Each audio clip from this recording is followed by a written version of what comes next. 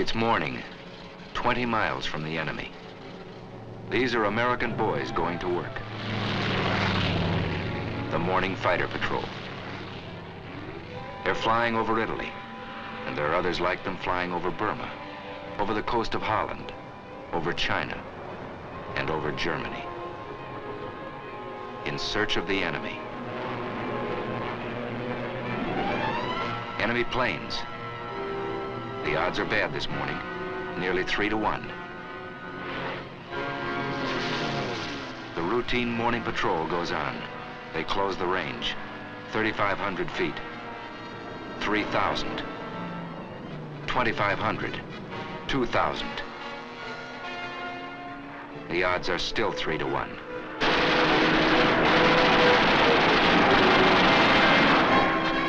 But it's 3 Nazis spinning down in blood and flame to every one of ours. Routine morning patrol. They're good planes, wonderful planes. And their pilots are good too. Listen. Yesterday I fulfilled one of my ambitions as a combat pilot. I got 1 airplane and... An American far from home, fighting a war around the world. Listen again. This was my leader, and the second ship was me, and 2 Focke-Wulfs came on my right. I turned right and put up a stone wall of bullets, and the first... A wall of bullets. It wasn't so long ago these men were students in a university, workmen in a shipyard, just plain citizens from everywhere, USA. They changed jobs, they changed clothes. They took a train into the future. They didn't know what the future would be, but many hoped they'd get the chance to fly and fight in the air. Some wanted that chance more than anything in the world. Deep inside Alabama is a famous school called the Tuskegee Institute. It was founded on July 4th of 1881. And since that Independence Day, it has graduated many thousands into agriculture, into science, into industry. This school was the first of its kind, and its founder, Booker T. Washington, was a pioneer who broke open a road for others to follow. This man had a dream, and the dream became stone. He lifted the veil of ignorance from his people and pointed the way to progress through education and industry. Close to this school, close to the work this man had done, the United States government determined to build an airfield. 3 years ago, this was just another farm in Alabama. More than trees had to be cleared away. There was misunderstanding and distrust and prejudice to be cleared away. 3 years ago, there was only an idea. But ideas are powerful things. And today, there are fighter planes flying overhead.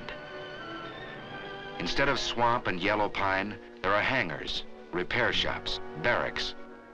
Instead of patches of corn, concrete flight strips. But that's not enough. You can't make a fighter squadron out of concrete and aluminum and a can of paint.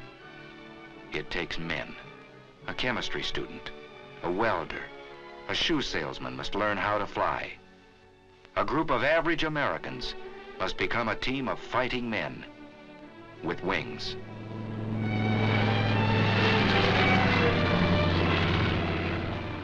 There's a new world up here. A man has to learn his way around. It takes many weeks of learning to make a fighter pilot.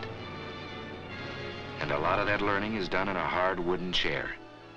Because a fighter pilot is a combination of a mathematician and an athlete, a scientist and a sharpshooter. He's got to know what goes on inside his plane. The heart of his fighter is steel and copper. Its bloodstream is gas and oil. But its brain is the man who flies it. He begins in a safe, slow plane, 2 wings instead of 1. But he flies many hours inside a closed room. In the morning, he may be flying a prescribed course over a sheet of paper. In the afternoon, he may fly the same course above the clouds. He trains his muscles down here very close to the ground, but he'll use the same sense of balance and coordination in the skies above Tuskegee. For this job of flying is never easy, and sometimes it's very, very tough. But he's learning how high and how fast and how far he must go to reach the enemy. Pilotage, dead reckoning, theory of flight, radio code. Yes, he's getting muscles in his mind. He's getting hard, keen, quick. He's coming into the clear. Here above the warm, familiar hills of Alabama, these Americans are learning to fly in those tight combat formations they'll use someday to hunt down the German and Jap above his own cities. In addition to fighter groups, a year ago this field began to train men for medium bombers. And that too was a pioneer step. But one thing it proved: you can't judge a man here by the color of his eyes or the shape of his nose. On the flight strip, you judge a man by the way he flies. Here's the answer to Adolf and Hirohito. Here's the answer to the propaganda of the Japs and Nazis. Here's the answer: wings for this man. Here's the answer: wings for these Americans. Squadron after squadron out of Tuskegee, flying P-40s first, tough little planes, then striking with Thunderbolts, P-47s, then riding the Mustangs, P-51s. No, it was never easy for these men. They were pioneers, and no pioneer has it easy. They fought lies, they fought heartbreak, and they won. Now they fight the enemy on his own soil.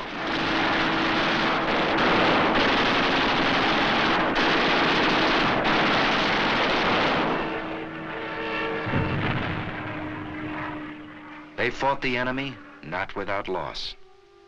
Out of the first class to graduate almost 3 years ago, only a handful are left alive, so that liberty might not perish from the earth. 3 years have passed since the founding of Tuskegee Airfield. 750 pilots have been trained. 50% of them have been in combat. And this is only a beginning. Listen to Major General Butler at the celebration of this 3rd anniversary. Here, for the first time, Negro aviation cadets were being groomed to fly warplanes of a unit which was then a unit in thought only, the 99th Pursuit Squadron.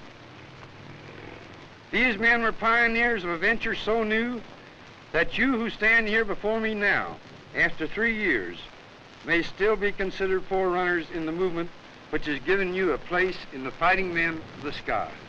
Under the feet of these men, a new road is being beaten out. Broad enough now for thousands and 10,000s. A good road for our country. These men remember that, marching or flying.